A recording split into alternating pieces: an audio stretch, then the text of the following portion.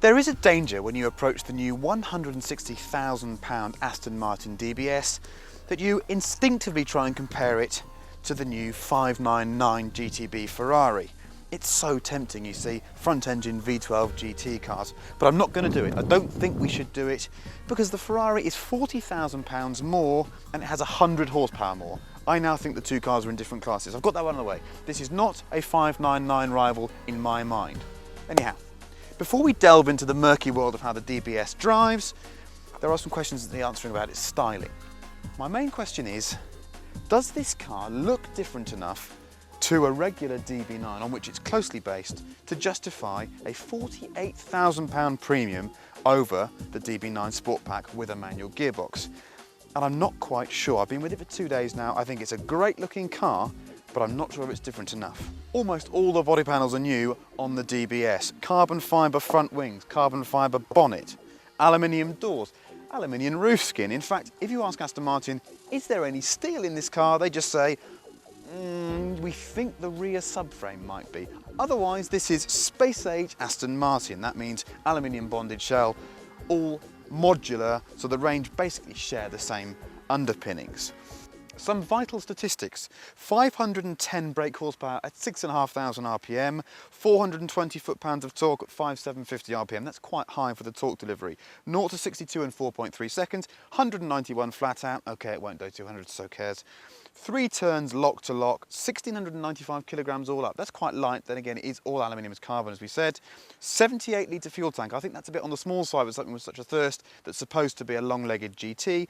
As we said, £160,000, quite a bit cheaper than the obvious Ferrari competitor.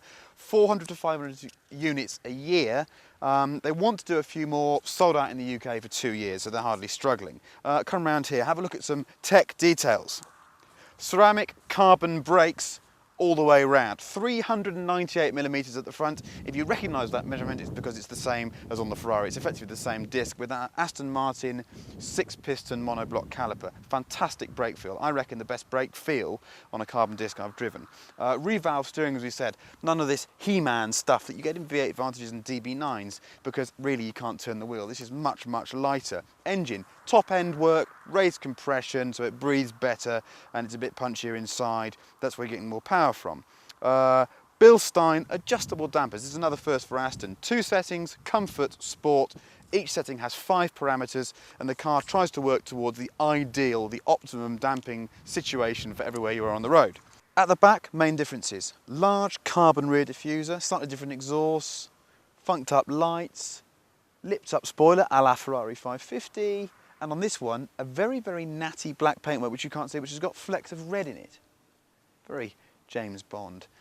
Overall though, I have got some reservations. We'll see whether the drive can turn that perception around slightly. For me, for £160,000, if I was buying this car, I'd be a little bit miffed that it looked so similar to a DB9. I'll stop short of saying it's a DB9 with a body kit, because that's unfair.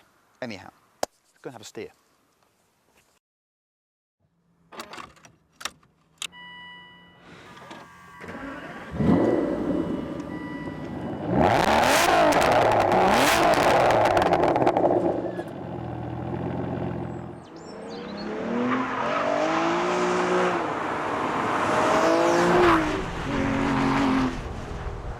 These fixed back bucket seats, I think they're an option, are just fantastic. Super comfortable, electrically adjustable, and you've even got a button to fold them forward so you can stick your bags behind the front seats. This is strictly a 2-seater, remember.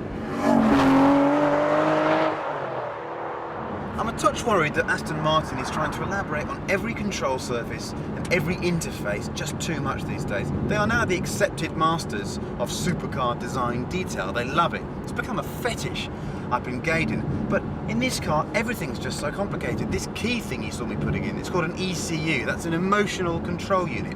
No, it's not. That's an acronym for Poxy Key Substitute that's not as good as a key. It's just a bit of an irritation, I find.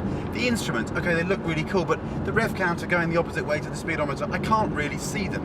At least there's an electronic readout, so you can spot how fast you're going. This thing does a cruise speed at quite a rate still.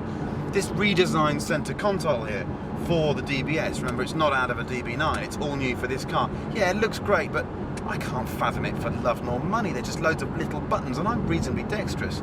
No, I get the feeling that they're just getting too intricate and too clever with the design. Maybe they just need to simplify things slightly. Oh, and one other point of irritation, it might just be because I am vertically challenged, but the gear lever is too far back. If I want to go 3rd to 4th or 5th to 6th, I kind of hit my elbow on the seat. Hold that.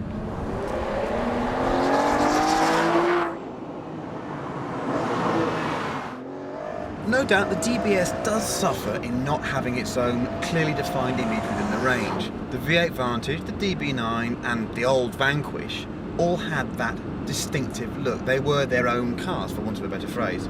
The DBS, in being derived from another car, the DB9, I think is a bit weaker, and that, as a halo model in the range, as the top of the range Aston, does weaken its appeal slightly for me. I don't know, make your own mind up on that one. But there's no arguing about the way it drives. These Bilstein dampers give it comfort. They've been very brave in creating a GT car, not getting drawn down the whole GT2 Scuderia route. This is not a rival for those cars. Neither is it a rival for a 599. It's just too cheap. It's an exceptionally talented GT car. And I suppose that's what Aston Martins are all about. It's a road car after all. And if you were allowed to spend every day on the road in one of these, you'd count yourself extremely lucky.